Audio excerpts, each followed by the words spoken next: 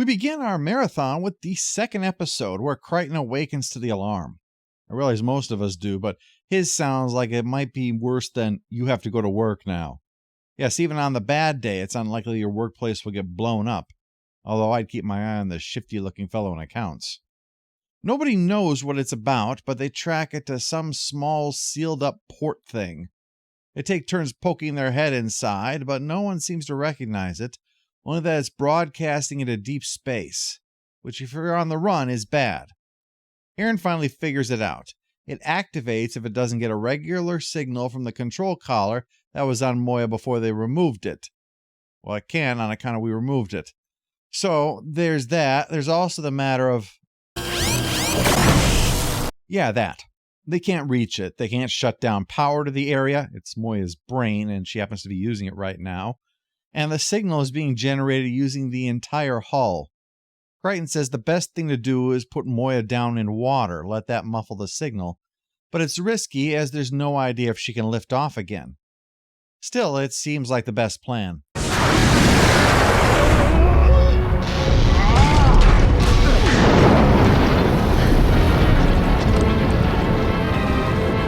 This is what their best plans usually look like. They make it down, except it sinks into the bog, pissing off Rigel because being in mud sucks, he says. But it is working. Now they need to head in there to cut that thing out. There's only one person who will fit. Oh, you covered me in mud because I have no say. But in this, I have a say, and I say no. So we'll stay in the mud forever then. Well, that's just the latest in a long string of great plans, Rigel. There is another problem. Apologies, but that is Moya's primary neural nexus. It is an intensely sensitive area. That's a little vague. What are we talking? Is it like a poked in the eye sensitive? Is it dentistry sensitive? Are we going to tickle her to death? Is Moya going to one day show on the doll where we touched her? What is sensitive? Pilot says that it will create such pain that it may kill her. So Zan asks about an anesthetic. There's only one thing that might work, one of the forbidden cargoes, chlorium, that numbs leviathans. But we don't have any, on account of it being forbidden. Well, there's a good chance there's some on the planet. It's not especially rare. We don't need unobtainium or anything like that. Erin's a bit bothered that she's gotten herself into this situation, stupidly standing up for Crichton. Now she's stuck here on the SS Dipshit. Dagobah, where Yoda lives. Who's Yoda? Just little green guy. Trains warriors. That's the face of a woman thinking hard about her recent choices. They head out trying to get their Peacekeeper PsyScan thing to work so they can find this chlorium.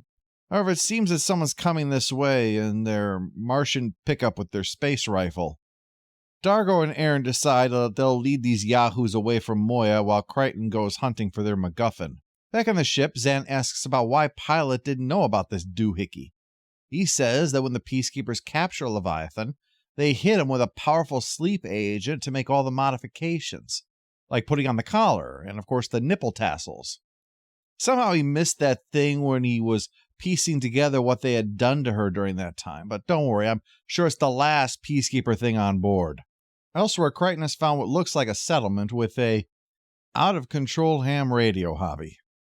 He follows the signal into the barn, but is distracted by the lab. When someone comes, he drops his radio badge, but is spotted by the kid. Mom stuff.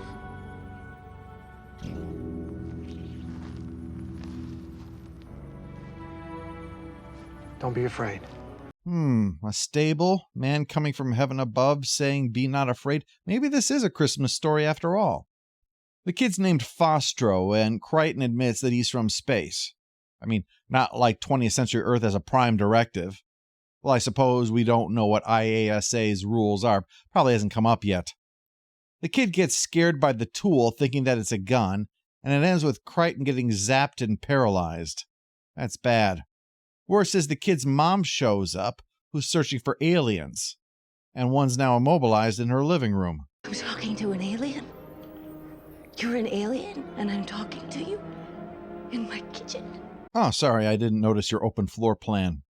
Well, Crichton knows what it's like to be the species on the other side of this situation, So, knowing he's dealing with a true believer who's terrified that her belief is materialized in her kitchen, he says that she was the one they chose to make contact with, i.e., she's special. Back on Moya, Zan tells Rigel that they have to start soon, regardless of the situation. Among my sect, I am a 9th level Pa'u. Is that a cross class or a specialization? She can take on some of Moya's pain while Rigel begins the separation. He's the only one small enough to get in there to do that, and isn't made of metal. While she's persuading him, discourse is going less than well between Aaron and Dargo. He, of course, can't stand peacekeepers, and she, of course, hates everyone on that goddamn ship. So even though both are united as warriors with the same agenda, they're divided by the fact that they'd like to wrap their hands around each other's throats. They're united in their thoughts that Crichton is a savage, though, and that one of them is going to have to go looking for that damn fool. Crichton's talking to Foxy Mulder about the situation. She's blown away by the proof that they are not alone in the universe. Crichton shows he gets what her perspective is, coming from a planet where no one but him knows for certain aliens exist, except for that guy with the funny hair, of course. She says she's been searching for aliens since she was Fostro's age, and now the aliens are here, and chose her. Chose her swamp, anyway. As for Rigel, he has to perform this surgery using some kind of bone knife that, it's implied, Dargo used to circumcise himself and kept as a souvenir. If it is a circumcision, I'd say of the two possible souvenirs, he chose correctly. So while Zan helps with the pain, Rigel... just the hand skills I look for in a surgeon. In the observatory shack, Irony Mulder explains that she works for the military. They fund her work, though it sounds like not defined for aliens. Things get tense when Breakfast sets off the size scan, and Crichton excitedly goes looking around and finds out it's some kind of spice. He realizes they've gone back to Scary Invader from outer space, so he tries to calm her down and explain he needs her moon salt or whatever it is to fix his ship. Because right now...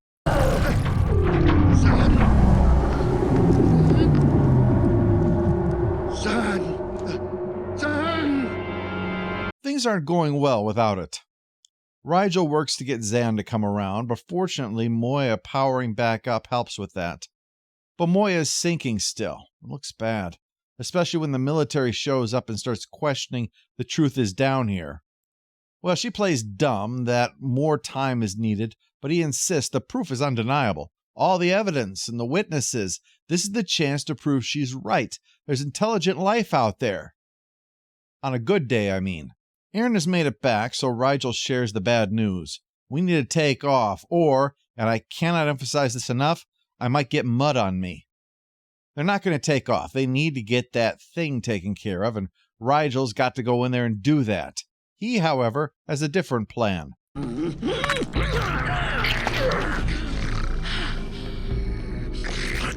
I really don't think eating each other is going to solve the problem. Aaron's sent off to regrow her flesh or something, but Zan gets to the heart of it. Rigel doesn't want to do it because he's certain he's going to mess it up. He never has to actually do things. And even in prison, he always got others to do it. There is great pain in this for all of us, isn't there? Come, we'll face the pain together. Careful, he might take a chunk. She fills in Aaron, who's more concerned about ensuring Rigel does it and Moya survives the procedure. But that's when Crichton calls. Jodie Foster set things up to broadcast with that massive mess, and Pilot's able to pick up on it. That impresses her. She was hoping the aliens would look more alien, and Pilot definitely qualifies. However, there's a problem. The military guy in charge has found the size scan, and Dargo's been captured trying to get Crichton. They string him up in the barn, and she charges in to ask what kind of science vessel has one of those things as the crew. So Crichton has to clarify. I'm the scientist. He's an ex-con on our former prison ship. Well, she tells him to take their moon salt and get the hell out of here. Dargo's a lost cause. They are going to alien autopsy the shit out of him. Crichton insists that isn't happening. So she distracts the guy in charge with the recording of Pilot from earlier and says that she can tell him where to go to find the source. That leaves just a token guard that one Crichton with a shovel can easily sort out. He frees Dargo and... Keep watching this, guys. That's how your people say goodbye? This is how all those alien hybrid baby stories got started. I swear, Gorblat, I just gave her a peck on the cheek for goodbye. Gotta hurry, though. Moya is leaking from the pressure, and the agony makes it impossible for her to lift off. Rigel finishes the impromptu surgery, and Crichton gives him the moonsalt to numb all those tender areas. Thanks to that, Moya can pull herself from the bog and head back into space. An awesome sight for our irony molder, and a bit of nostalgia for Crichton, who through it saw a glimpse of the Earth that he separated from. IET is a stamp of fine. It's an extremely clever idea to make an Earthman who came from a world with a mythology around alien visitors to be on the other side of that scenario, on another world that also wondered if they were alone in the universe. The series is working to grow, and this plot hook gives a high-concept idea in order to help shoulder the load of fostering some kind of unity through necessity among them. I should add that I'm glad the stuff actually wasn't salt. It would have been incredibly silly if A, the word isn't being translated properly by the translator microbes, and B, that Moya couldn't handle something that is important for biological life. Yes, her biology is obviously different. I just mean, sooner or later, this would be a forgotten detail of how, at the very least, Crichton and Aaron need salt, and salt is naturally in so many things Moya would need to carry. Are you just noting that they dodged a common, it's space, whee, kind of thing? Let's move on to our next episode, though, Exodus from Genesis.